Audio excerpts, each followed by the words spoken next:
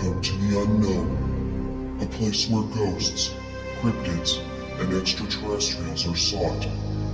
This is where you'll find answers to questions about what lurks in the dark. This is Periscope Uncensored.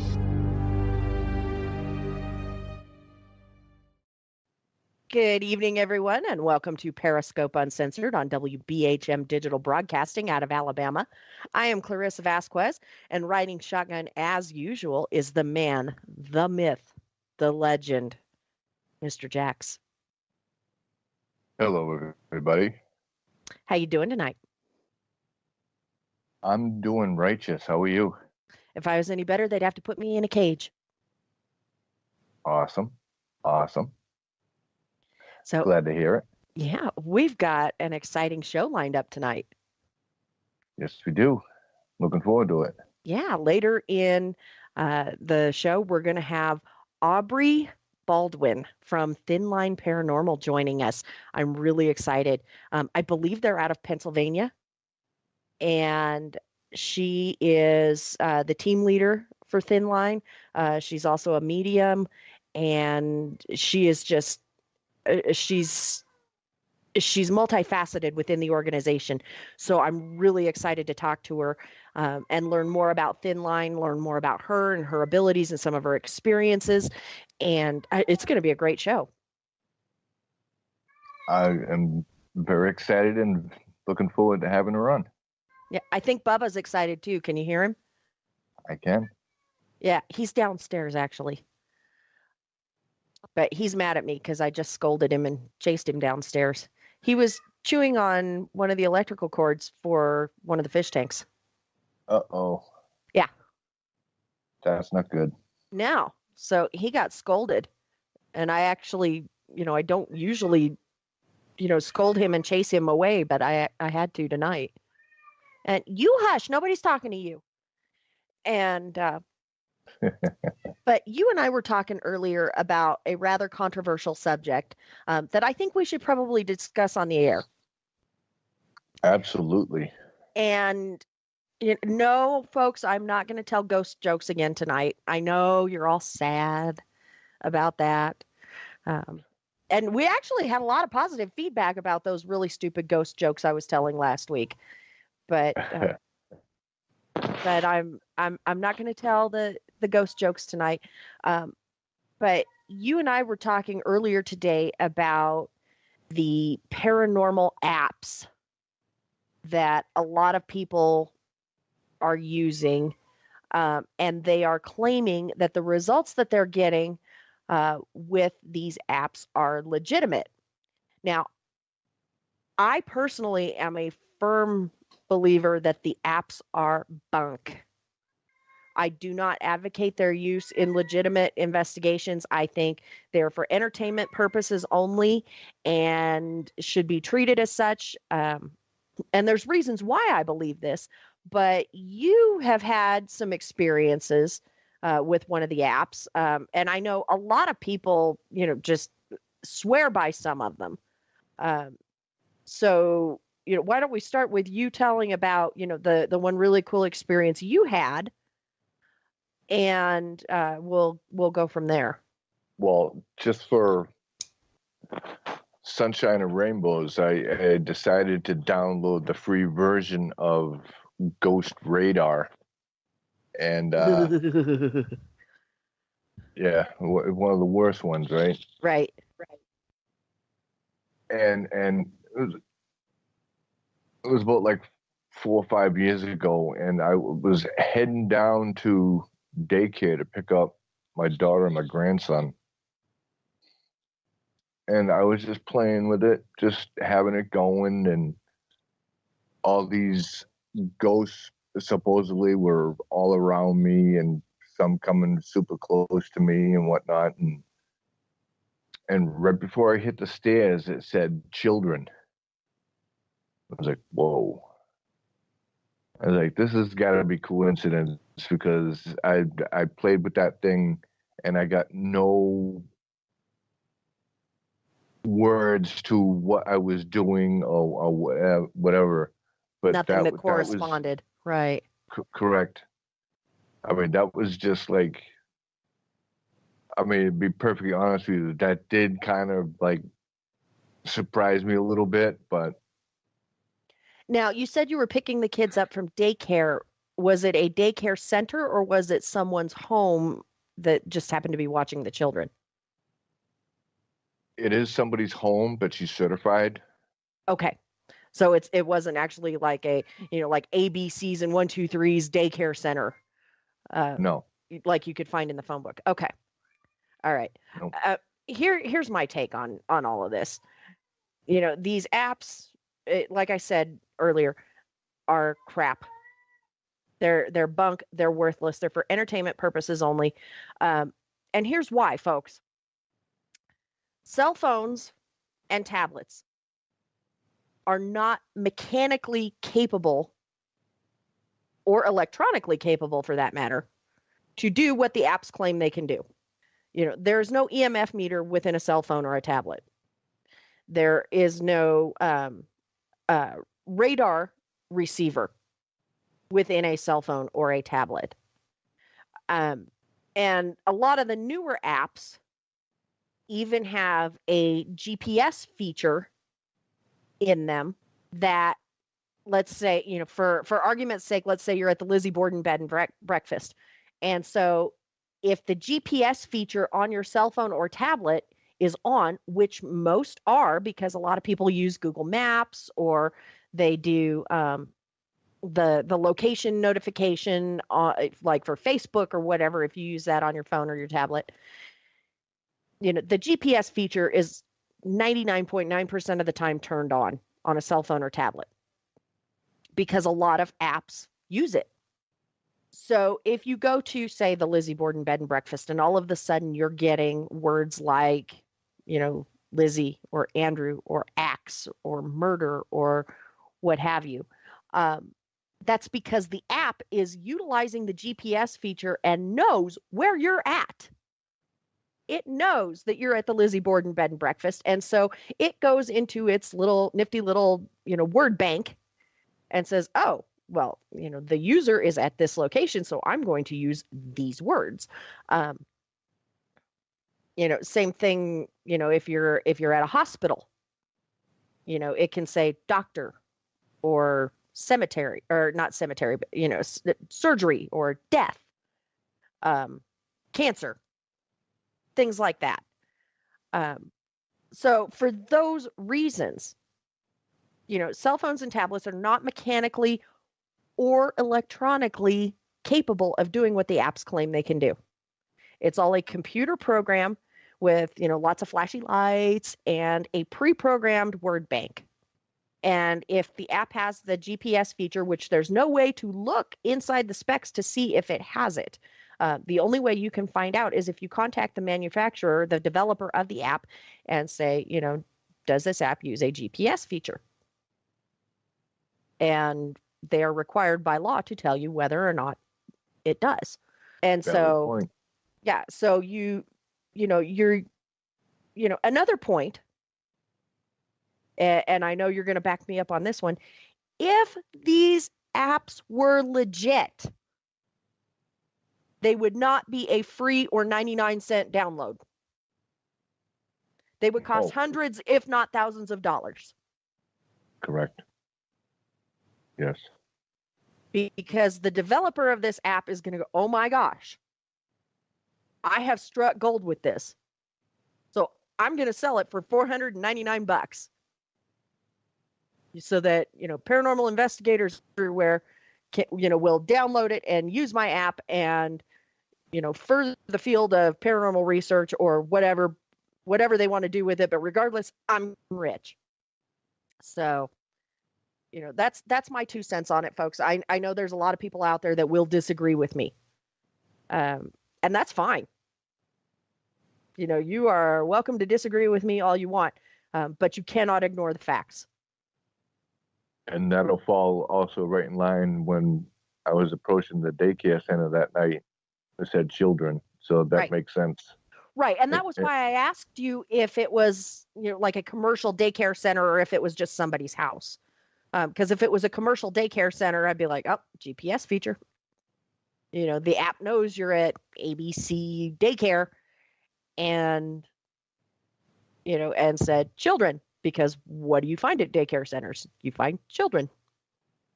But like you said, it was somebody's house. Yeah, but it's listed as a daycare. It is listed. Okay, so it's a commercial. It's a commercial place. Then it's just in somebody's house, and you can find them in the phone book. Yes.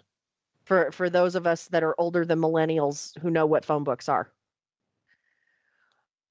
Okay, so maybe that app was using the GPS feature on your phone. Mm-hmm. And said children because it knew you were at a daycare center. Yep. So, and like I said, there are a lot of people, who genuinely believe in using the apps and utilizing the apps.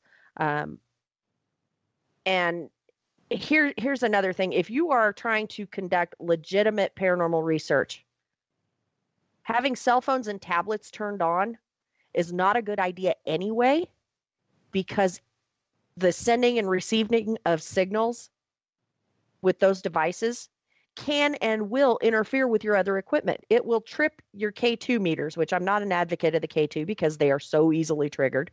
But it'll trip your K2 meters. It'll mess with your EMF meters, give you false positives.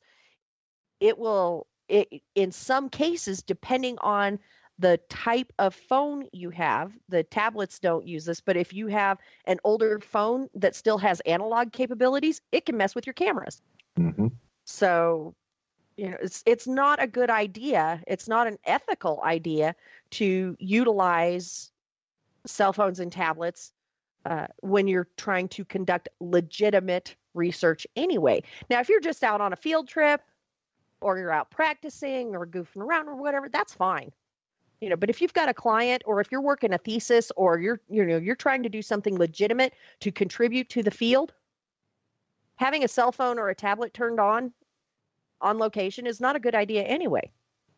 So, yes. And also if you have an older phone that has analog capabilities, it can also interfere with your audio, depending on the type of audio recorder that you're using and the sensitivity of your microphone. So, yes. It's just not good practice to have cell phones and tablets turned on. And some people are like, oh, well, I turned the ringer off or I put it on silent. Nope, it's still sending and receiving a signal. It's not your ringtone or your text notification. While that is disruptive, that's not the issue. It's the sending and receiving of signal that interferes with the rest of your equipment. That's where the problem lies. So, just, take my advice, from somebody who's been investigating for over 20 years, cell phones, tablets, not a good thing to have on investigations anyway. Apps, useless. Don't waste your money. Don't waste your time. Don't waste the space on your device. And yes. With that, and like I said, I know there are a lot of people out there that, that genuinely believe that these are worthwhile tools, and I ask them, what makes you think that it's worthwhile? And, oh, well, it does this and it does that. And, it can't just be coincidence, and then I bring them, I bring forth the facts and they still argue with me. I'm like, okay, you're free to believe what you want, but if you want to be taken seriously in this field, you may want to stop it. Yeah. Another prime example is, again, about 4 or 5 years ago, I was at the local library and there was a gentleman that is a paranormal investigator. I know exactly who you're talking about. And he had an app for the phone. It was very similar to like the I think it was EchoVox. I think it was EchoVox because he has his own radio show and I was a guest on his show and he and I kind of had an argument about, the validity of EchoVox. And his co-host, who has a PhD, he's actually a physicist, I think, backed me up on it. And he's like, no, she's right. So I know exactly who you're talking about, but go on with your story. and was standing in the main lobby of the library. Well, we're sitting, but he's standing, and he was like, "What town are we in?" And it actually said the hometown. I was like, "Come on, are you serious?" It's like, and I noticed in the audience there were other paranormal investigators sitting as well. Mm-hmm. And they just kind of looked at each other and then started shaking their head no, and then proceeded to look back at the gentleman doing his presentation. But it's and then he said, if you want to see any of my other evidence, you have to come on a certain event where you have to pay cash to hear his evidence or to see his evidence, which me personally, and you'll probably back me up, but I don't think if you're going to present evidence, I don't think people should have to pay to see it. Yeah, no, I'm not going to pay money to see somebody's data. Now, if it's an event, like an investigation, with, with lectures and and things of that nature, yeah, I would pay money for that. But if it's just an event, to pay money to look at this guy's data that he calls evidence, yeah, no, not going to do it. I have better things to spend my cash on. Exactly. And that's what it actually makes me so angry about, about this field, is because there are legit teams like CCPI. Thank you. That Colorado Coalition of Paranormal Investigators, which you are the founder of, by the way. Yes, I am. And but my point is that teams like yours and other legit teams that do not charge for their services, that's doing it the right way. Not charging, ridiculous amounts of money for no reason at all. I mean, there's a gentleman that's very heavily into the UFO phenomenon, and he charges, no word of a lie, he takes the general public out with him on sky watches to look for UFOs and charges $2,500 a piece. Does he guarantee results? What do people get for the $2,500? That's ludicrous. I conduct tours of haunted locations, and of that one historical location in particular, where the general public can come in and investigate with us for an evening at this haunted location. And yes, we do charge a fee for that. However, all of that money goes to the historical society in that town. Right. So, well, here's my thing. Anything paranormal related, I don't care what it is. I don't care if it's UFOs, ghosts, cryptids, whatever. These things don't act on command, folks. Yeah. Yep. They don't. It's hit or miss. So if you're paying money for this stuff, there's a very high possibility you're not going to see anything. Right. Well, and we don't charge $2,500 for that. But on that note, it is time for our break. But when we come back, we're going to have Aubrey Baldwin from Thin Line Paranormal. So stay tuned, folks. You're listening to Periscope Uncensored on WBHM Digital Broadcasting, and we will be right back. 24 minutes past the hour here on Periscope Uncensored on WBHM Digital Broadcasting out of Alabama. I am Clarissa Vasquez, and joining me this evening is my fabulous co-pilot, the sprinkles on my donuts, Mr. Jax. Good evening, everybody. Ooh, you just radio voiced everybody. All of our listeners are going to swoon. Swoon. Hey, we have got a great guest on the line this evening. This lady is the team leader and psychic medium for Thin Line Paranormal. We are really excited to have her, so please join us in welcoming Miss Aubrey Baldwin to the show. Hello. How are you this evening? I'm doing quite well. And Mr. Jax, you can be the sprinkles on my donut anytime, because that voice just made me sneeze.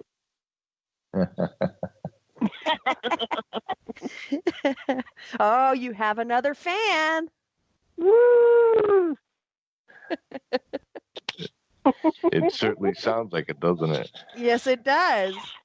I'm going to stop off in the morning and get a donut with sprinkles just so I can smile now.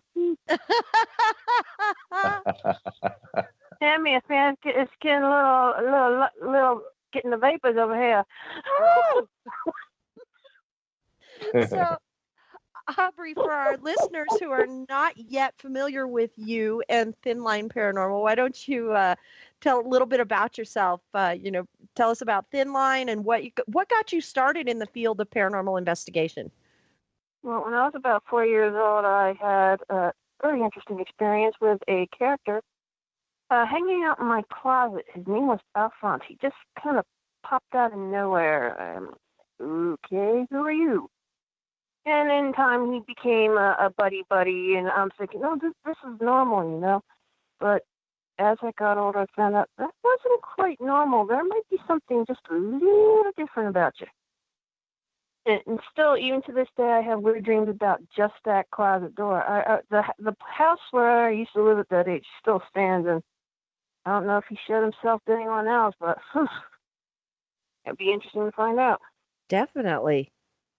Mm-hmm. And so then did that spark a curiosity with you to learn more about things of a paranormal nature, or Yes, what got you started? I started looking at different aspects. I'm thinking, one question was, I asked myself, I said, am I a witch? Okay, this is interesting. And as time went on for me, the experiences just got weirder and weirder and weirder. Like, for instance, one interesting experience was I was getting ready for work. I had popped my head out of the shower, and I seen this weird mist go right by me. I heard the lid of the toilet slam, and then just as quickly that mist ran right out. I said, Mom, really? Do you have to disturb me in the bathroom? Scared the heck out of me, but okay. So has your mother passed? Yeah, she's been gone about 5 years now. Okay. I'm sorry for your loss. But you thought that was your mom making her presence known then? No, yes it was, because every time I was getting ready for work, she would always find her way to scare the crap out of me in the restroom. Ah. So that was a very mom thing to do. Yeah. Thanks, Mom. Okay. But I studied many different aspects of different religions, alternative religions. I myself was a baptized Catholic. I became a witch in my teens. I've been a witch for over 27 years. Oh, blessed be, sister. Blessed be, sister. May the goddess of God walk with you on your path. So mote it be. And right on. And it's just any book I can get my hands on, you name it, I'll read it. I like to keep myself educated on the subject, but I also like looking at different views of other people and what they thought. Mm-hmm. I just don't look at it as just to have an experience. I look at experiences as a way to learn. Mm-hmm. It's just not about, okay, I've been looking at this stuff for over 20 plus years. I'm learning more about something that's always been there, but people still don't understand. I mean, I think we've scratched just the very, very surface of it. And a lot of the stuff that's come out within the last 10, 20 years, it's always seemed to me like it's been the same regurgitated stuff. The new stuff's just out there waiting. It's a matter we have to find it. Right. But it can't just be for fame. It can't be for money. It's a learning experience. Absolutely. So then, am I correct in understanding that you founded Thin Line Paranormal? Yes, I did. Okay. So what prompted that?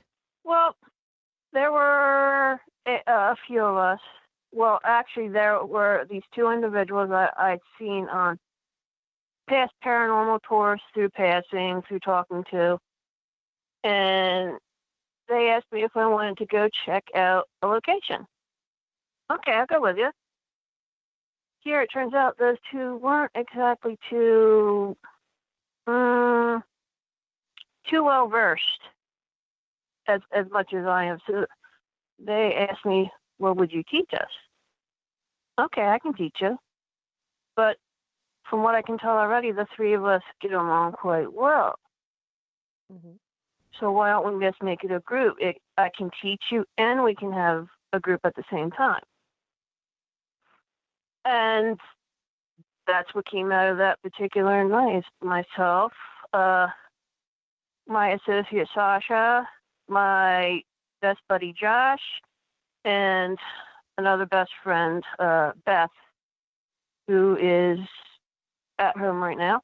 But the one thing that's pretty much the same about us, we were all at one point picked on, teased, taunted, basically in what the normal class would call us. We were all rejects in some way, shape, or form. Mm-hmm. And that's what makes us work so well together. We understand what each other has been through. We understand the pain. We understand the degradation. And that's why we get along so well. If we have a question, if we have an idea, if we have a hypothesis or a theory, we can bounce that off each other and feel like we've been talking to our best friends of an entire lifetime. That's awesome. Mm-hmm. And Jax and I have discussed on multiple occasions, how you really have to trust the people that you're working with, because when you're in an investigation situation, your life is literally in your partner's hands. When you're exactly, and you have to be able to trust who you're working with. So it's great that you guys have that kind of rapport. How long has Thin Line been around? Not very long. I'd have to say 3 or 4 months. We've done smaller investigations, basically so I can help them, in essence, get their feet wet, especially when it comes to some of the terminology, some of the equipment that we use. We have a lot of equipment. Yeah, we know that feeling. And where are you based out of? We've done a lot of our investigations out of Chadsford, Pennsylvania, which is roughly, I'd have to say, anywhere from a half hour to an hour towards Philadelphia, depending on the traffic and the weather. Right. Okay. But the 4 of us are literally within 20 to 25 minutes of each other. Oh, that's great. Which makes it nice. If the 4 of us want to get together, go to pizza, go talk some spooky stuff, by all means, we have the opportunity to do so. Yeah, that's outstanding. Mm-hmm. And and it's good that you have that team rapport. Everybody is so close together, where you guys can, get together and even if it's just hanging out, you're still learning personalities and mannerisms and things of that nature, which actually come in handy on an investigation, because when you know someone that well, you can tell by the tone of their voice, if they're sensing something, or if they're unnerved by something, you can tell by their vocalization and their mannerisms, that something has changed with them. Oh, exactly. There have been instances where I get what I like to call jumpers. These are spirits that like to jump in my body, and they just happen to do it. I have some ways I can kind of tell, some ways I'm way out there in left field with a glove, and I'm just waiting for the ball. Mm-hmm. And I have told them, if it's if the possessing spirit ever seems too aggressive, too odd, too weird, or causes me to do anything either strange or harmful, wake me up and get me out of there. But the only way they'll be able to tell that is if they're around me enough, if they talk to me, if they learn the way I act, and I've told them. If I seem out of the ordinary, get me out of there. Mm-hmm. Yeah, definitely. And they're learning. It's a slow process because as they learn, there are many facets to me. Right. And, and again, it's good that you guys are able to have those, those team building exercises, like even if you just get together for pizza and, and you're discussing terminology or, talking about a new piece of equipment that just hit the market, it's good to, to have that rapport. And a lot of teams don't have that.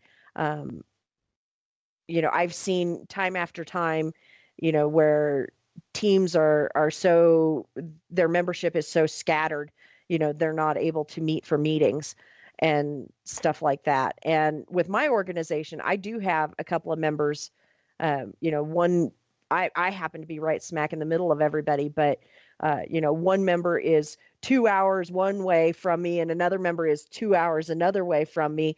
And so, they're 4 hours apart, but, we all congregate here in the town where I live, and we do that quarterly. Oh, that's awesome. Yeah, we do that quarterly, so we can discuss, team business, marketing strategies, our caseload, things of that nature. And so, I make it a priority, to do that, at least quarterly, so that we have those times where, we can, work on team building and trust exercises or radio protocol or, things of that nature. So that when we're in an investigation situation, it's not like everybody's investigating with a group of strangers. No, you have to be able to trust the other people in your group because you never know what can happen. Mm-hmm. Yeah, but we're 12 people strong and we've been around for 15 years. So, oh, nice. Yeah, it's a labor of love. It really is. It is, and as Steve Huff says, love is the key. Yeah, love is the key. I believe it. Now, you mentioned Steve Huff. I know there are a lot of people that are not fans of him, but it sounds like you might be. I'm on the fence with Steve Huff. Granted, I have delved into the aspect of ITC. Mm-hmm. I mean, I myself, when I got my first SB7 Spirit Box, when I saw that beautiful piece of equipment sitting in that box, I'm like, oh my God, that's so cool. But it's another aspect, maybe there are certain wavelengths, energy levels that cause spirit to make the sounds change or make the waves move in such a way that we would comprehend it as language. Mm-hmm. I love the paranormal aspect, don't get me wrong, but I also like the scientific aspect of it. Outstanding. It's like just you're diving into the science of it. Mm-hmm. I've always been one of those types that love science. Very cool. This is a very new part of science. Why not? And yeah, the one definitely. thing I've always believed is one theory states if I remember it correctly, the easiest answer is probably the most right answer. I think it's called Occam's razor. Occam's razor. The simplest answer is usually the right answer. Right, and maybe it will be the simplest answer. Hey, mm-hmm. there is another dimension where spirit lives, where they exist. As I said, we're just scratching the tip of it. We're just learning about them. Maybe they're trying to learn about us. Is that what you think? Is that actually what you think, Aubrey? You think that they're popping in and out of other dimensions? It could be dimensional. It could be just energy. We're nonstop energy. Energy doesn't dissipate. It's going to stay around. That's very true. Energy cannot be created nor destroyed. Exactly. So, And it does take a while for energy to disperse. Right. Maybe we go back to the universe, the universal energy as a whole. We become part of something bigger again. That's a really, really good theory. And I think we should explore that a little bit further. But it is almost time for our second break of the evening.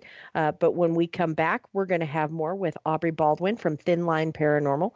So stay tuned, folks. You're listening to Periscope Uncensored on WBHM Digital Broadcasting out of Alabama. And we will be right back. 44 minutes past the hour here on Periscope Uncensored on WBHM Digital Broadcasting. I'm Clarissa Vasquez, and riding shotgun this evening is the man simply known as Jax. Hello. God, you and the radio voice tonight. Is it because of your cold, or are you doing that on purpose?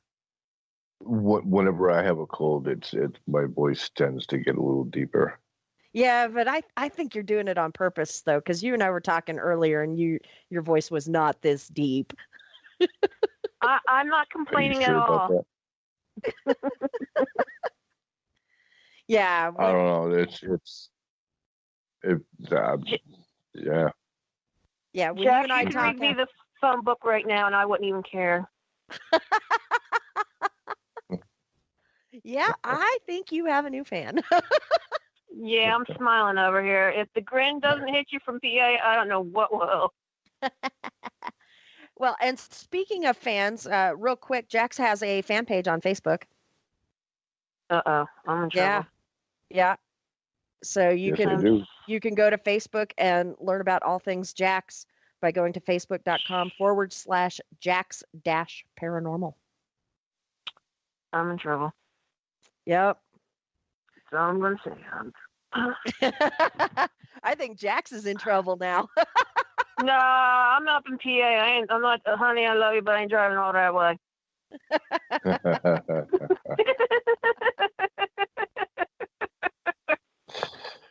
So we've got a great guest on the line tonight, folks. We're talking to Aubrey Baldwin from Thin Line Paranormal. And, we talked a little bit about, organization structure and having meetings.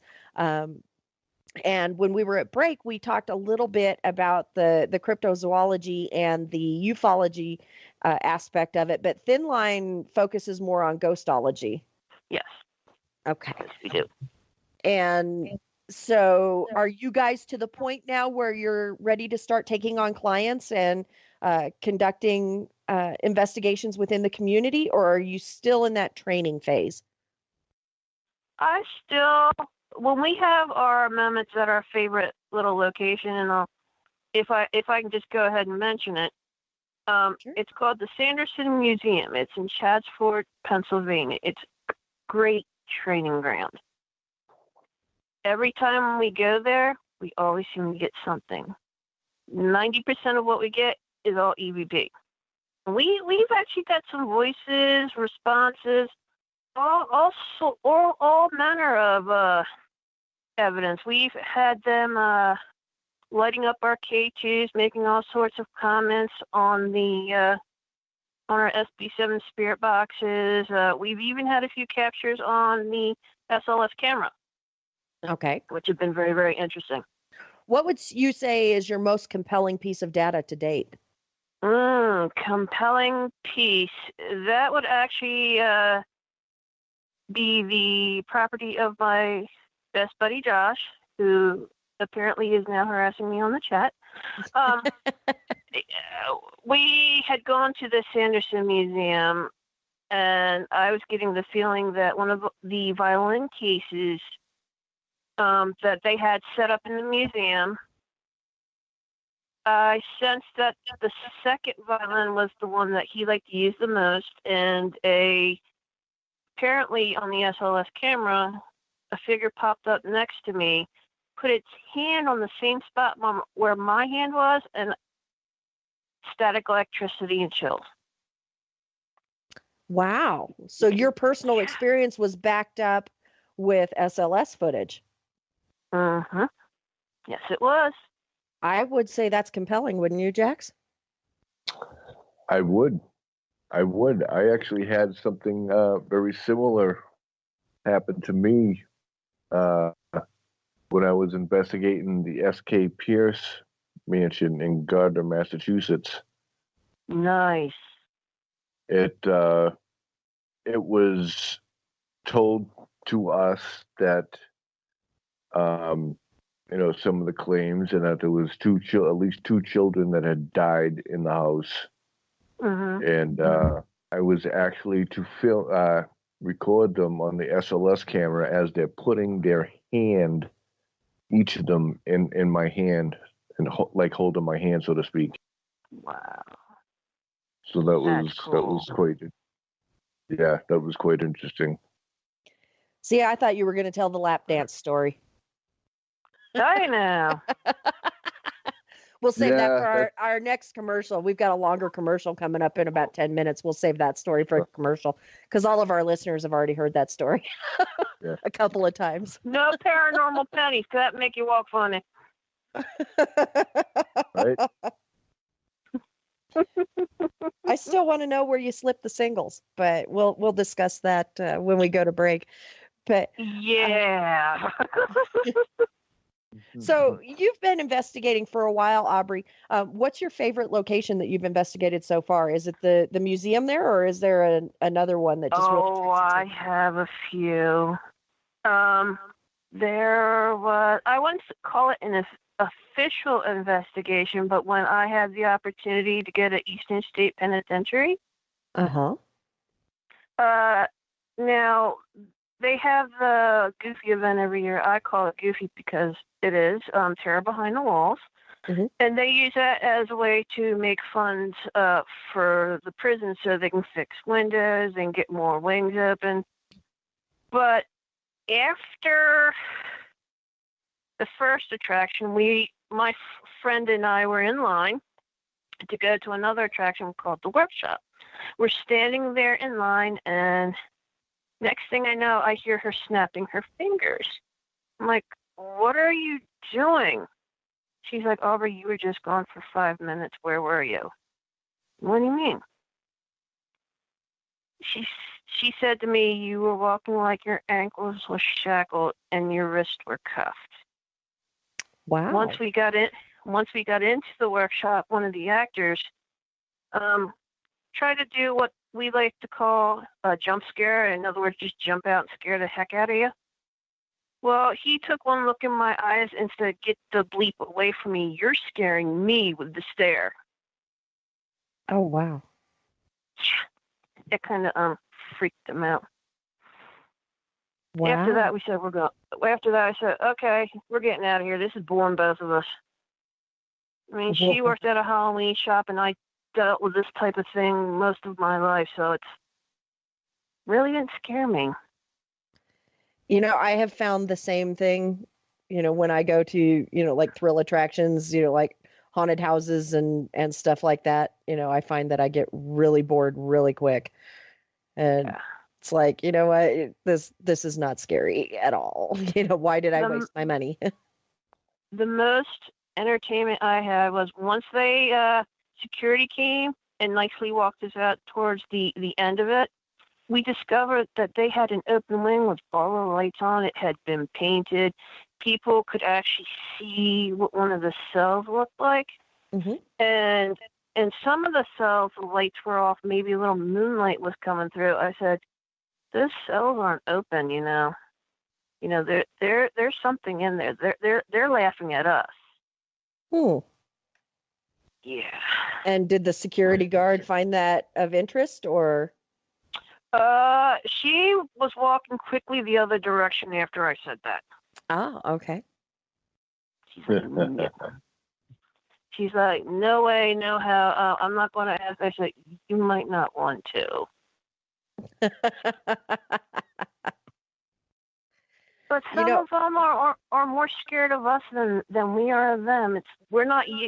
Some people, as I like to call normal people, if there is such a thing, they're not used to seeing this all the time.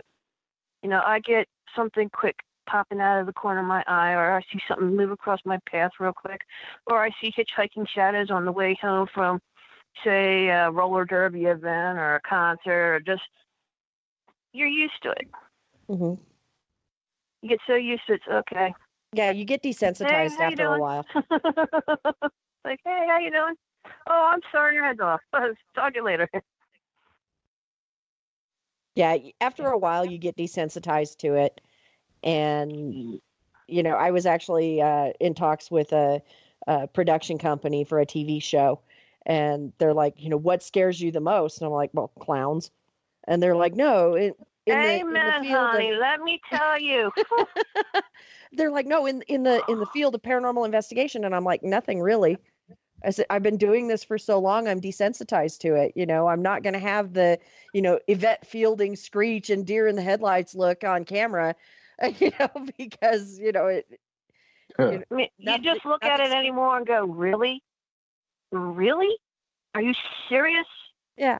Like, did that just happen? Okay, I'm going to investigate that to see if that was something paranormal in nature or if it was naturally occurring. You walk That's what I thought after. That's what I had thought after I'd seen a full-bodied apparition at the Valley Forge Historical Park. Oh, okay. What has happened there was when it's nice out, I like to go over there to do a nice walk or two. It's a nice 2-mile stretch between the arch and the visitor center. I might go about halfway. Mm-hmm.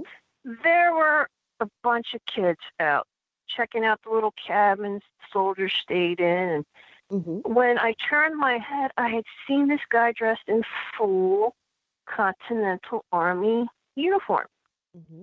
down to a little ribbon in the back, like holding his hair under his tri-corner hat.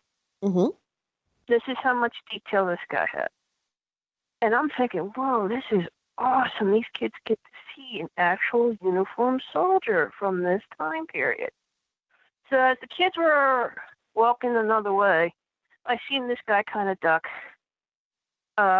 into one of the little cabins. I said, oh, I'm going to go thank this guy because this is really cool. I go around and look.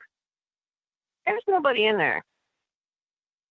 And in between the cabins, the arch, some of the fence line, there's a great stretch of land, and there's no way in HE double toothpicks that anyone can run that fast and we not see like any dust or dirt or anything getting kicked up. Wow. Full body. I could see it was like the buckles and the medallions and the buttons were like all brand new, all shined up. Like he had cut, like he was someone that actually came out to say, hey, this is what the soldiers look like during this time. Mm-hmm. And I thought that was the neatest thing. And here's the spirit. Okay. Wow. It took me a couple hours to sit there and think, I know I didn't drink. I know I didn't smoke. And the only thing I had that day close to drugs was an aspirin. Wow. I said, okay, this is interesting. That's not a reenactor. No, it's a good-looking ghost. All right. I can live with this. Nice to know you. It was nice to see you, but please don't come home with me. Right. It's like right now I have a 5-year-old nephew at home. I don't think he needs to deal with this right now. Nah. Well, I don't know. If he was that good looking, Aubrey, maybe you should have invited him to follow you home. I have enough of them that follow me. Oh.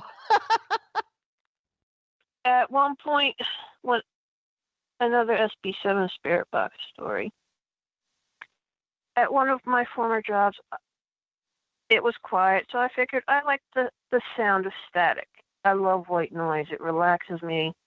So I figured I'll turn the SB7 spirit box. I'll let it sweep waves forwards, backwards, the different rates, AM, FM. I'll be able to get through the rest of my day. Well, I did this for 2 weeks. One day I said, who's here? And I had 4 names pop up, just real quick. Wow. And I said, all right, I know I'm going to dread asking this question. And they said to me, the battlefield. Well, there was only one battlefield I used to go to a lot. It's in Malvern, Pennsylvania. And I said, oh, really? You guys had to follow me from there? Come on. Oh. I said I could figure out who Bob is, but who's Walter, Eric, and Ethan? I mean, 4 men, 1 woman? This is not appropriate. Well, Cut me a break here. On that note, it is time for our top of the hour break. But when we come back, we're going to have more with Aubrey Baldwin. So stay tuned, folks. You're listening to Periscope Uncensored on WBHM Digital Broadcasting, and we'll be right back. 5 minutes past the hour here on Periscope Uncensored on WBHM Digital Broadcasting out of Alabama. I am Clarissa Vasquez, and riding shotgun this evening is the man who had a menage a spook, Mr. Jax. Hello. He gonna hit me for that one. We have a great guest on the line, folks. Oh my gosh, some of the best stuff happens when we're on break, and unfortunately I cannot share it. But Miss Aubrey Baldwin from Thin Line Paranormal is with us, and we on the break we were telling her the story about Jax's ethereal lap dance that was captured on the SLS camera that most of our listeners are familiar with. And she told him he had a menage a spook, and I love that. I love that, and I think we need to pass that along to Seraphine Hurley, who is the host of Tripping the Void on Friday nights here on WBHM. Yes. Oh my goodness. Because Seraphine had a spectrophilia encounter, and I think we should call that a menage a spook also. Yes. I like that. I love that term. I'm adopting that term. So, and I know Seraphine's listening tonight, so we want to send a shout out to Sarah, and also send our thoughts and well wishes to her mom for a quick and complete recovery. So we know Sarah is out in. She went from the Florida Peninsula all the way to the West Coast to help care for her mom. Who's going through some medical issues right now. And so, Sarah, we love you and we miss you, and, speedy and complete recovery, for your mom. That is our wish for you. Yep. Love and light. Yes, absolutely. So Aubrey, oh my gosh, during the break, we were talking about, we touched a little bit on spectrophilia, and we talked a little bit about Jax's ethereal lap dance and everything. Have you had an encounter like that, that's just so bizarre, that you have to give it a nickname like menage a spook or something similar? I myself have not had an experience like that. I have had instances where I felt like I was getting a hug. Okay. Or a little pat on the back, or in some cases, it felt like I had someone blowing in my ear. Ooh. But not to constitute a full menage a spook. Okay. Well, although that would probably be entertaining, to just think about the energetic tingle. Yeah. Not quite like a menage a spook, but hey, I'm willing to try anything once. What the heck? Great, I'll have one tonight. Wow, that's all I need. The phenomena of spectrophilia has actually been gaining steam over the last 6 months or so, with several women, none in the U.S. that I'm aware of, that are in committed relationships or even going so far as to marry a ghost. And yes, there was. Yeah. Yes, there was. There was a woman who said she was also a medium and had close ties to a 300-year-old pirate spirit. Mm-hmm. And they they had a little spookaboo, and she married the spirit apparently Right. on the boat. Right. And I heard though that they are getting divorced. I guess he went to the dark side, huh? I did read recently that she and Jack are getting a divorce, but there's another woman in Australia who is in a committed relationship with a ghost. They are engaged, and this woman cannot wait to have his babies. She doesn't know if they will be flesh and blood babies or if they will be ghost babies, but she cannot wait to have his babies. Can I ask what sort of pharmacological assistance that she may or may not have? I don't know. What whew. Yeah, I bet Sigmund Freud would have had a blast with her on the couch. Right? Yeah, that's the most recent one that I read about, is that, not only are people, having these sexual encounters with ghosts, but they're developing relationships with them and becoming engaged and getting married. And the one gal in Australia cannot wait to start having his babies. Wow. So, yeah. I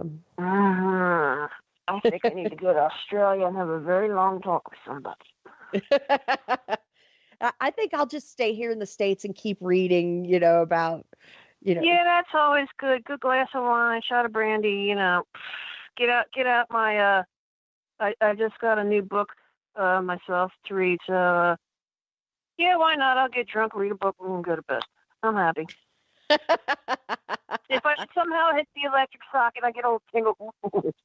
Yeah. Why not? Why not? Have a shocking experience. May not be paranormal, It'll but be it more was than shocking. It'd be like a Menage spook 50,000 volts. Get the full 120. Yeah. Yeah. Please cross the streams. By God Almighty, cross the streams. And this is the point where Jack starts shaking his head, going, "Oh my God, they've lost it." Oh, I'm already at that point. Mm-hmm. That's all right. Hey, we're having a good time. Why not? So, Aubrey, people are smiling now. What is the most compelling EVP that you ever caught? It would have to actually be. I have 3 that are currently on my phone because I just love listening to them. I had gone to a location. I'm sitting in this living room. The house itself, the site itself, they're in the process of continually preserving, trying to save it. And I'm sitting in the living room of this house. They're trying to make the house look as close to original of the time period of the last person that lived there. So the person that last lived there was a little bit of a genius. He liked to invent things. He was a barber. He was a machinist. He did all sorts of things around this site. So I'm sitting there with a friend of mine. We're asking questions. And my friend asked the question, hey, Mr. Such and Such, how come you aren't doing the Saturday puzzle? The next word kind of shocked me because it came about 10 seconds before my answer did. And it said Sunday. I said to myself, I like the Sundays myself because they're a little bit more difficult. He said Sundays. Who am I to argue with a spirit? He wants to do his Sunday puzzles? Go right for it. Wow. That's cool. Yeah, that was really interesting. And then at that same site, I was sitting in this area by myself. I'm like, hey, guys, why don't you say hi to me? And I kept getting, hi. I'm like, how you doing? Good. Yeah, just like that. And at one point, I'm like, can you say hi again? I don't think I heard you the first time. Hi. Okay. So definitely like interactive. Yeah. Oh, they were being a bit talkative. I don't think a lot of people with abilities such as mine or anyone for that matter, goes there a lot to talk to them. I mean, these people, some people that preserve these sites, they think they can just throw these paranormal tours and make a crap load of money. That's not it. That it shouldn't. People shouldn't just exploit spirit to make money. Right. They're showing you, teaching you about an unspoken history that you may not know. You know, they're trying to say something. Maybe it was something they couldn't get out while they were still alive. They're still trying to get it out.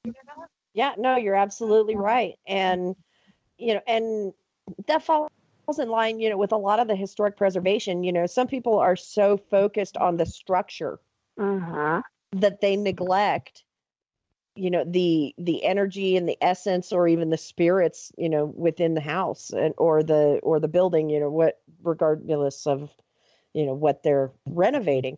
You know, they're more focused on the structure, and, you know, that's really sad in a lot of cases, because, you know, they just want to preserve the building.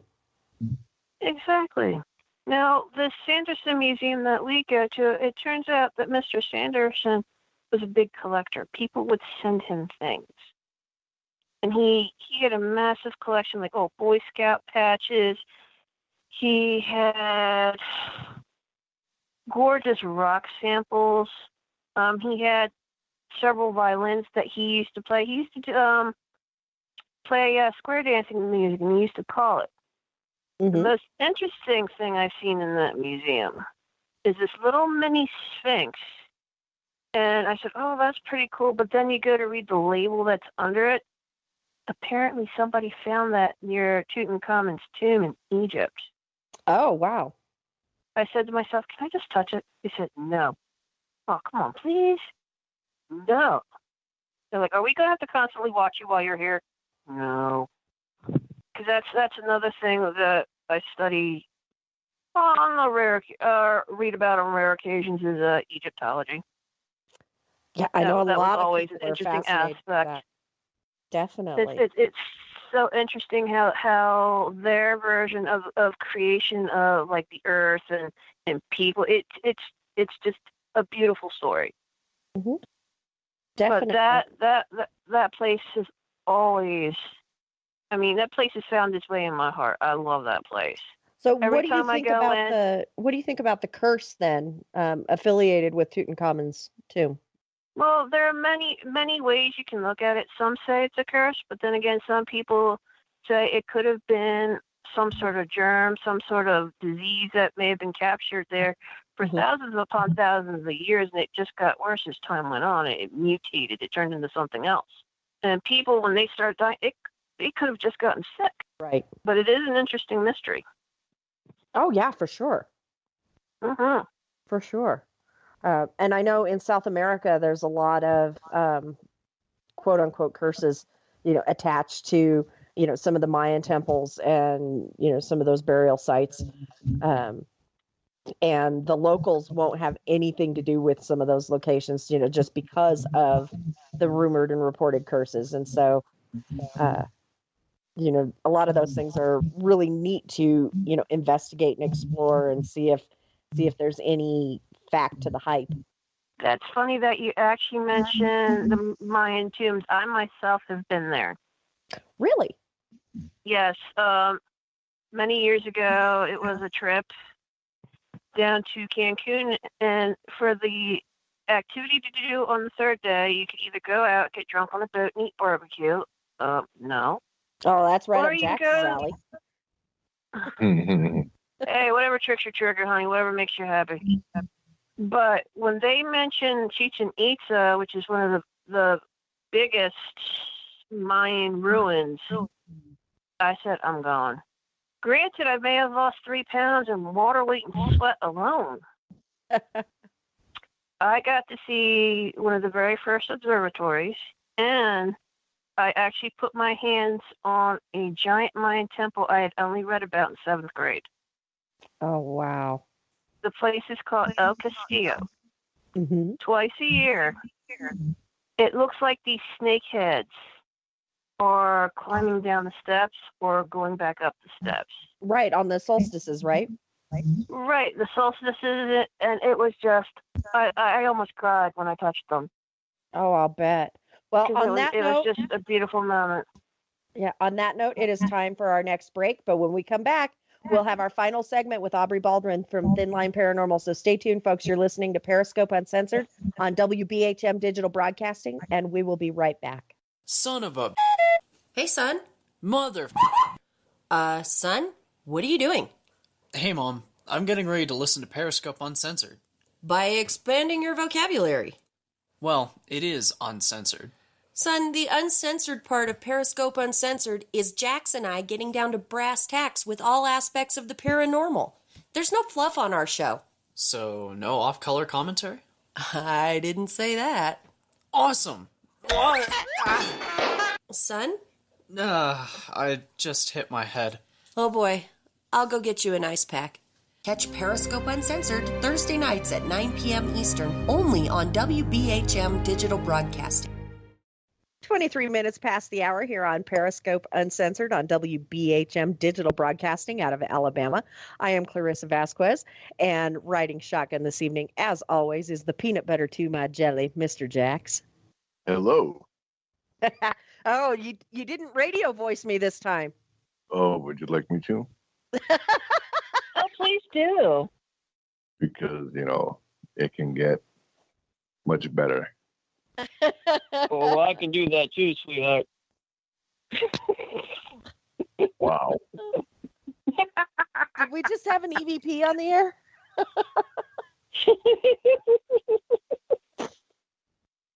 Oh my gosh. Alrighty then. We have got a great guest on the line, folks. We are talking to Aubrey Baldwin, who is the founder and lead investigator for Thin Line Paranormal out of Pennsylvania. And oh my gosh, I wish we could share what is said while we're at commercial, but we are FCC regulated. Darn that FCC. They won't let us share the good stuff. They'll have to censor the entertaining things so that they can have quote unquote quality programming. Yes, quality programming. My left foot. So Aubrey, we've only got about 20 minutes left with you. So let's talk a little bit more about Thin Line and where people can learn more about you and learn more about Thin Line and what services you guys are going to start offering. Well, one thing I offer myself, I have done readings. I do house blessings, home cleansings.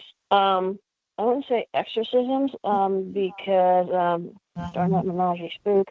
But she got it. But we are interested in checking out homes. If people are having problems and need people to talk to, hey, we're here. I mean, we can understand. We're basically like 9 to 5 people ourselves. But hey, it gets tough. And if you're having a paranormal problem, you can always come to us.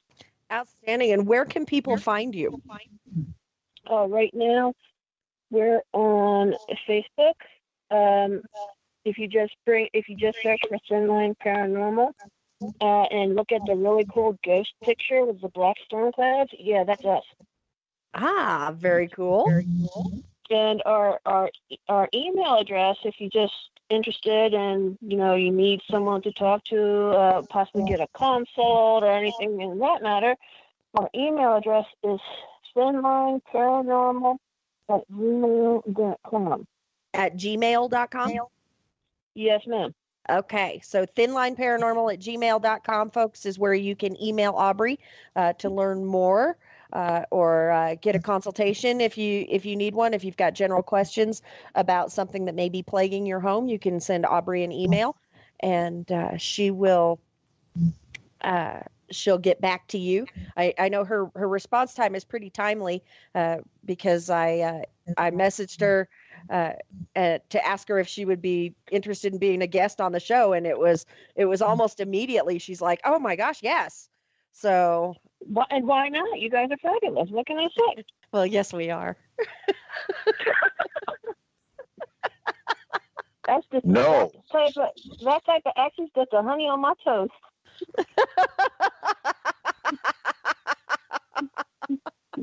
Eating Cheetos on a beanbag chair. Yeah. Sitting on a beanbag chair eating Cheetos. I'm sitting on my big comfortable bed drinking my fizzy water here. I'm not going on a beanbag chair. If I'm paying for my fizzy water, I want to get on my nice big fat bed. So, Aubrey, are you guys looking to take on more team members at this time, or are you kind of comfortable with your numbers for now? Anyone that wants to learn about the subject or has questions or wants to learn how to use equipment they just bought on eBay and still trying to figure out what the heck is this, by all means, give us a shot. We'll help you out. Okay. And when are you guys going to start taking on clients outside of the museum? When are you guys going to start doing your residential and commercial investigations? Well, we're in the process of working on larger locations. One we're trying to work on possibly soon is a place called Vanilla Van Selma, which is maybe a 20-minute drive for each of us to get there. That's the place that gets all the good EVPs.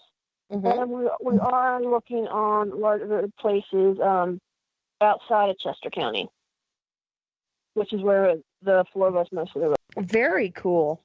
And are you guys looking to make any public appearances in the near future? Are you looking to attend Paracons at all this year, or are you guys going to be out in the public?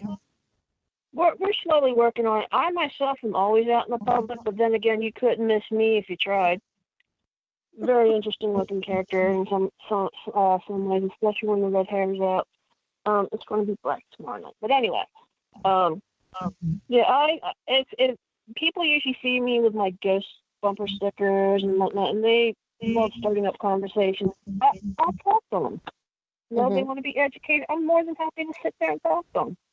Mm-hmm. Very cool. Well, I have to tell you, you and Thin Line are definitely on our radar. I think we're going to have you back on the show at some point in the future, to see, what's going on with you guys and what you've been up to, and see if you've captured any more compelling evidence. Maybe by then you will have had your own menage a spook. I don't need no menage a spook. A male companion is enough. I don't need another one. Especially one that could be so ethereal. No menage a spooks for me. Darn it. Anyway. No spectrophilia. No spectrophilia, no spooky dookies or spookaloos.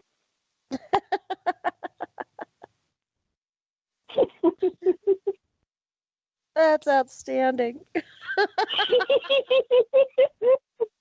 I got tears running down my face right now. I'm laughing so hard.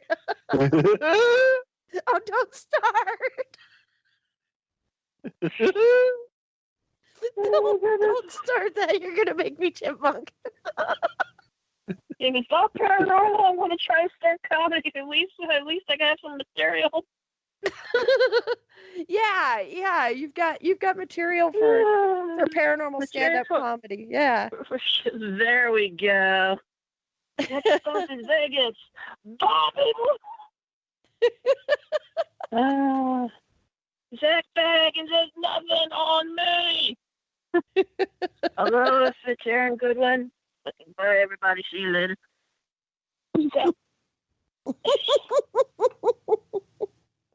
Don't come and knocking in this investigation's rocking, okay? Yeah, if the investigation's rocking, don't come and knocking. So it's something like that. If the windows are going in and out, it may not be a spirit. Yeah, I don't know. Okay. It could be people laughing, yeah. I don't know. Either that or having their own menage a spook. Or having a menage a spook, yeah.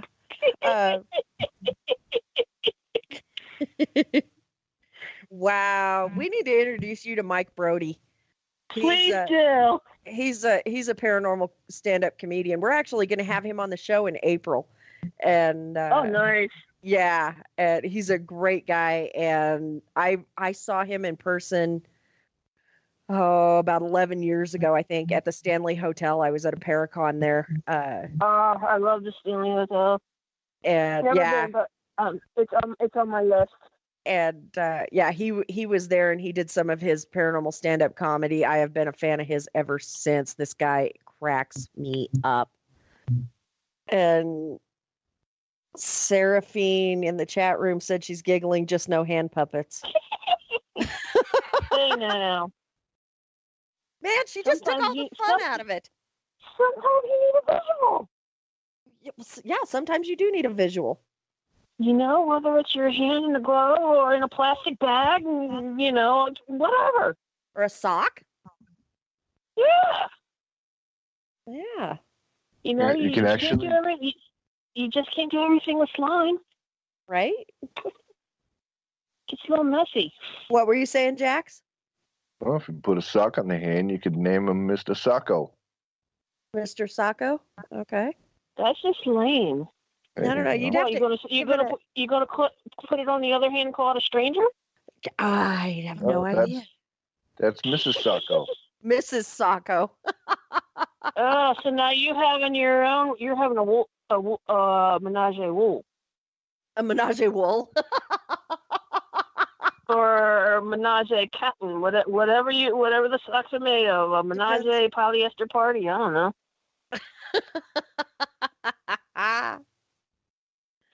Oh my gosh. Seraphine says she takes all the romance out. No socks, no slime. And she said strangers have the best candy. Seraphine, I love you. If they get it at the cheap store, nah. I want the good. If I'm going to get candy, they better have Godiva chocolate. Or yeah, Godiva. Yeah, definitely. No dollar store candy. Oh my God. Yeah. No.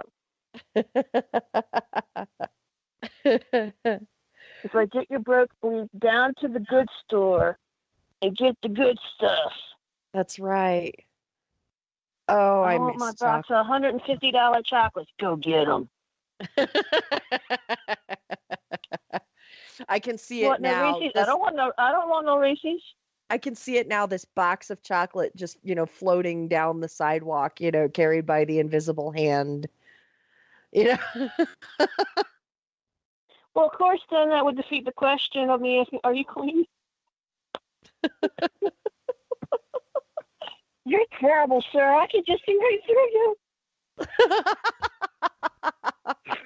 That's one of the lame ghost jokes I told last week was, why are ghosts terrible liars? Because you can see right through them. Because you can see right through them.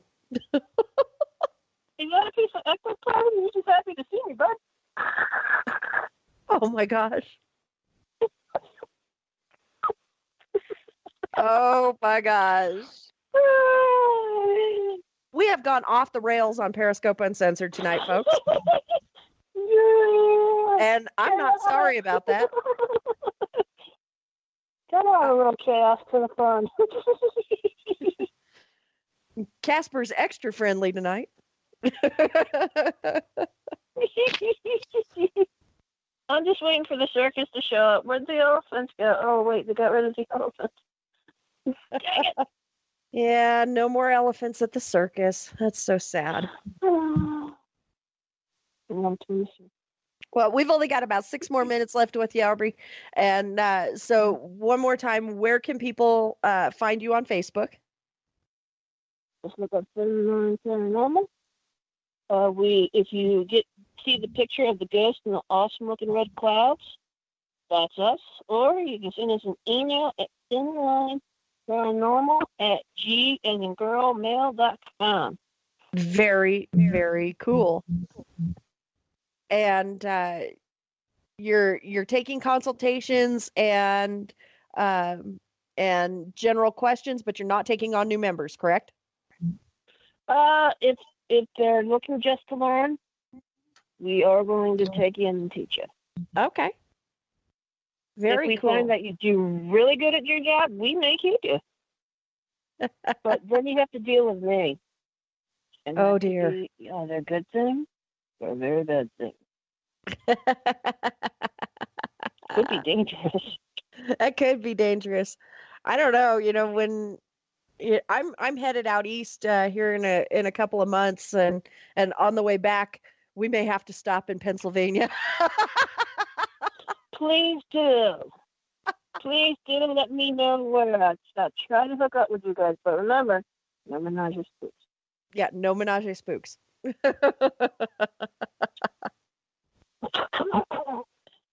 Oh, if I ever come to Alabama, Jackson's just gonna go, what the heck? Oh, I'm sorry, what the heck? Yeah, Jax is just sitting there shaking his head now. He's going, oh my goodness, what did I get myself into? Stick a fork in me, I'm done. Fork? Yeah. I like cake. You stick a toothpick in it and we'll see if it's done. No fork. You want to eat the cake. Here's a fork for the cake. Use the fork for the cake, okay. Darn tootin'. Don't want to waste no fork on checking no cake. No, you want to stick that fork in the cake and eat it. Oh, all of this talk about chocolate and cake. Ugh. Curse my pancreas. The person never can make good shapes on chocolate. Seraphine in the chat room says Ghost Chocolate and Puppets. That would be a great band name. That sounds awesome. If she wants to start it, I will come join her. You hear that, Sarah? You may have a new recruit. Ghost Chocolate and Puppets. Seraphine also says, with regards to the cake, who needs a fork? I don't know. She's got a point there. I try to show some civility when I'm stuffing my face full of something hot, delectable, and sugary. Yeah, who needs a fork? What the heck? A night out is a night out. Very true. Very, very true. Aubrey Baldwin, ladies and gentlemen, you can find her on Facebook at Thin Line Paranormal. Just look for the picture of the red clouds and the ghost. Or you can send general questions to their email, thinlineparanormal@gmail.com. And Aubrey, we want to thank you for being such a great guest on the show tonight. I haven't laughed this hard on a show in a long time. And it's been great. Oh my gosh, we're gonna have to have you back. Please, anytime. No doubt about it. And maybe when we have you back, we'll have some of the other members of Thin Line on also, so we can get the rest of the story. Oh yeah, they're probably going, oh geez, what has she done to us? Right.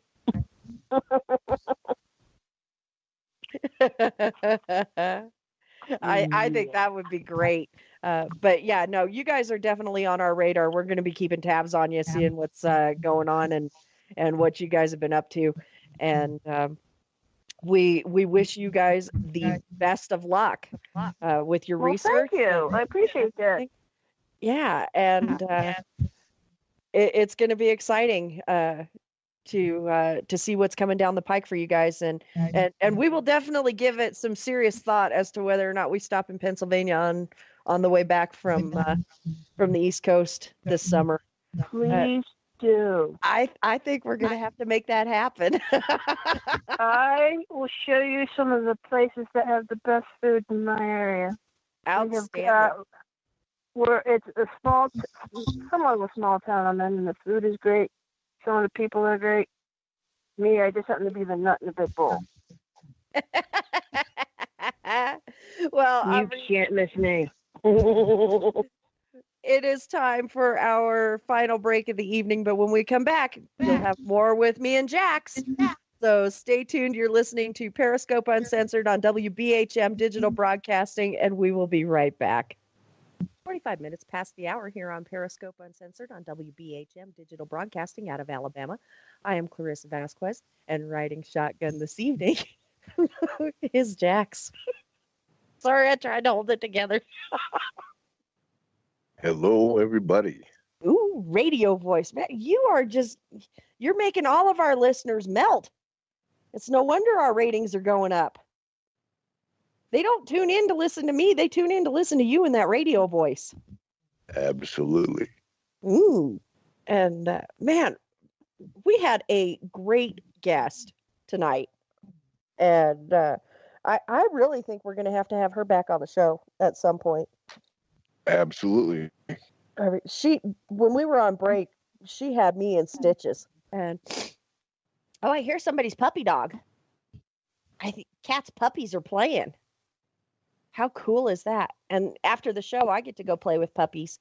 And because I'm puppy sitting this evening, I'm broadcasting from home right now, but I've got to go tend to the puppies. And Jax, you remember earlier how I was having that sneezing fit and everything? Yes. Yeah, the eyes are starting to swell now. So, unfortunately, I love animals.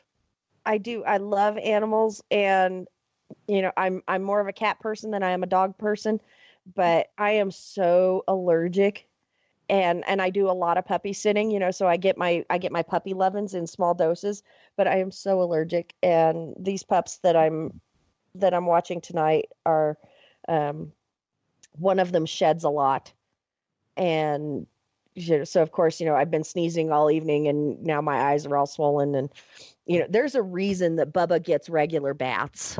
It's so he doesn't kill me. But you're not allergic to whippets. No, I'm not allergic. Well, I'm not allergic to that particular whippet. One of my buddies just got a whippet puppy, and she's almost 11 weeks old now. And last weekend, I got to love on her and snuggle her, and I didn't sneeze once. My eyes didn't swell up. I didn't get itchy. It was amazing. And so I sat for hours with this little whippet puppy in my arms, and I got to nuzzle her and snuggle her, and she still has the new puppy smell. And it was just, I was in heaven. And I sent you pictures, didn't I, Jax? Yes, you did. Yeah, of me and this little puppy. And she's so adorable. And I kept telling my buddy, I said, before he even went to pick her up, because he drove from Colorado to Iowa to get her, and which I thought was insane, but he was dead set on getting this pup.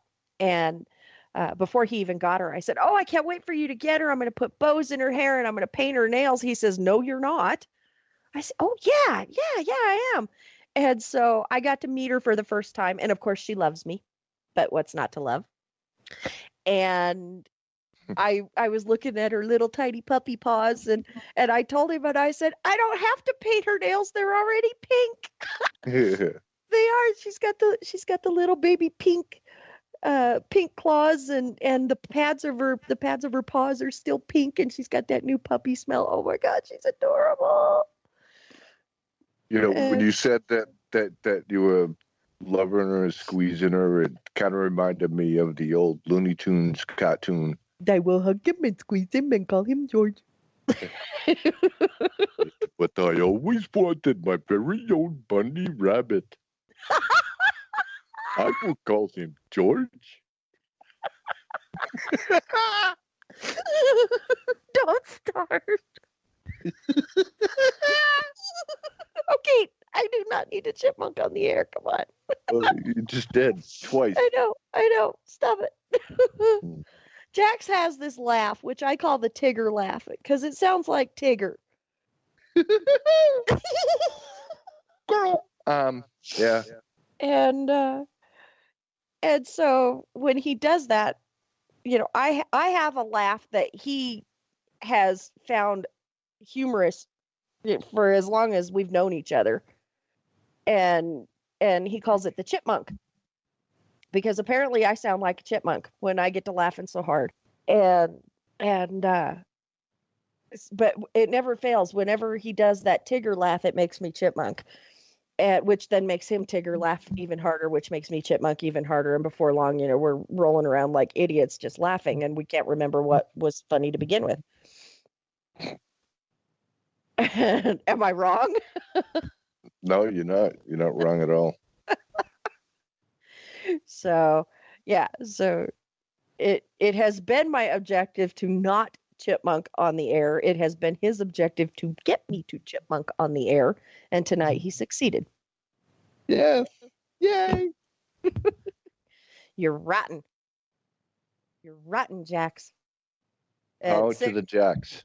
Power to the Jax. Oh my gosh. Seraphine wants to know, why do puppy feet smell like Fritos, or why do Fritos smell like puppies? I don't know. I don't know. I don't usually make a habit of smelling the feet of puppies, so I don't know. Oh, there's, babies, like human babies and puppies. They smell. They just smell. They smell good. They smell sweet. They smell innocent. You know what's odd, and people are gonna look at me like I got like 20 heads, but especially with newborns. Mm-hmm. But if they like spit up a little bit and it gets in their neck, I mean, you can wash it, but it is still, unless you give them a bath, Mm-hmm. that smell is still there. Yeah, and that's it's like, not a. Oh, I on the contrary, I like that smell. Ew. Because it doesn't smell like throw up. Yeah. When my son was a baby, my ex-mother-in-law used to put baby lotion in his hair. Because he was born with a full head of hair. Mm-hmm. And she used to, slick it down with baby lotion. And granted, it smelled great, but he looked like this little greasy butterball. And so every time he would go, to grandma's, we'd get home and I'd have to give him a bath and wash his hair immediately, even though she'd already given him like 3 baths while we were there. Because, that was, grandma's thing. Grandma had to give the baby a bath and just change the diaper. Got to give him another bath. He was the cleanest child on the entire planet whenever he was at his grandma's. But then she would, like I said, grease his hair down with baby lotion. I'm like, oh, please don't. Yeah. And, it smelled good, but, he looked like this little greasy butterball. I mean, he looked like he had an old man comb over. The way she would, because again, he had a full head of black hair, and she would, she'd part it on the side and slick it over. Like, oh my gosh, it was terrible. But let's see. Next week on the show, we're going to have Eric Paquette joining us. And for those of you that remember our interview with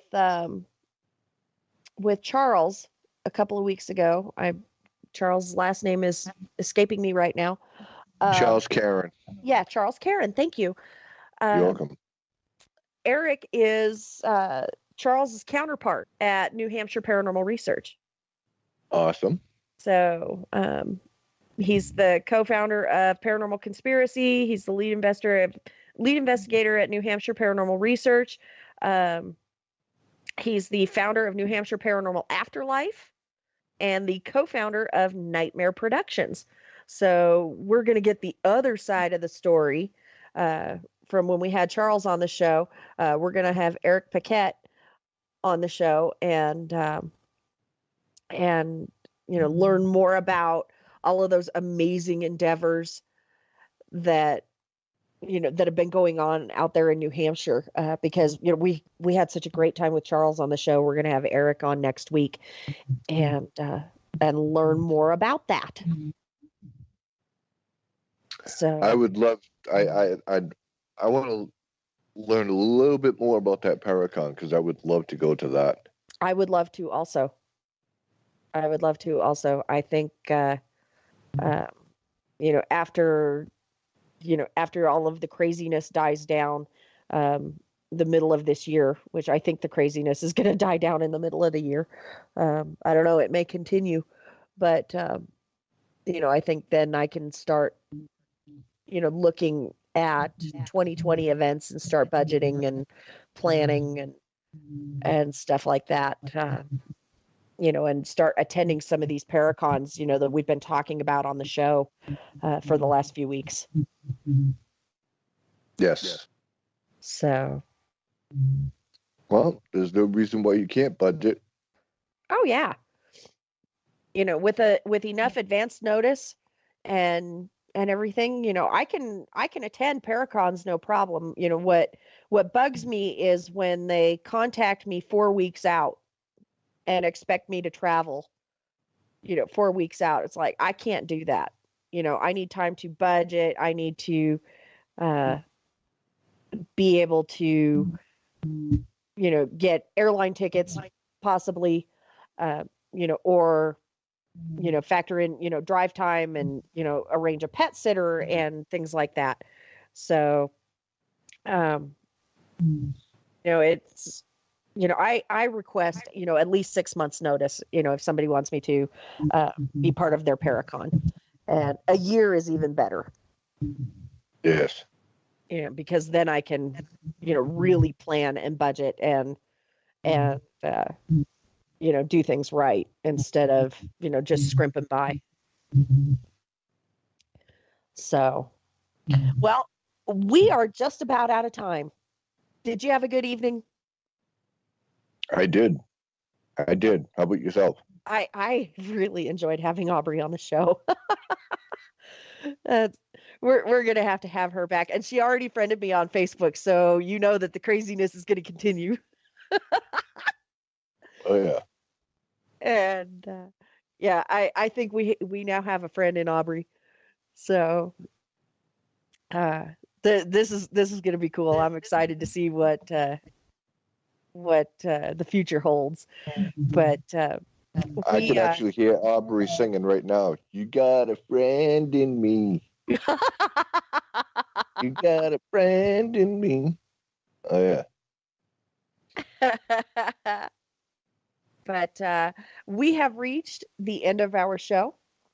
But be sure to tune in next week when we're going to have Eric Paquette on the show.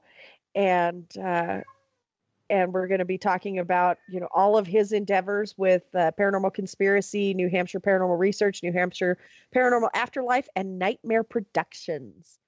So, and, he's another one of those, I think, that has more fingers in more pies than I do. And, my head swims, with all of my book projects and radio shows and, and everything that I have going on. I don't know how some of these guys do it. It's crazy. But we'll be learning more about that next week. So be sure to tune in next Thursday, March 14th, 9 p.m. Eastern, here on WBHM Digital Broadcasting. And so for Jax, Kat, the WBHM family of hosts, and myself, we want to wish everyone a fantastic evening, and may all of your ghosts be friendly. Have a good night. Stay spooky, everybody.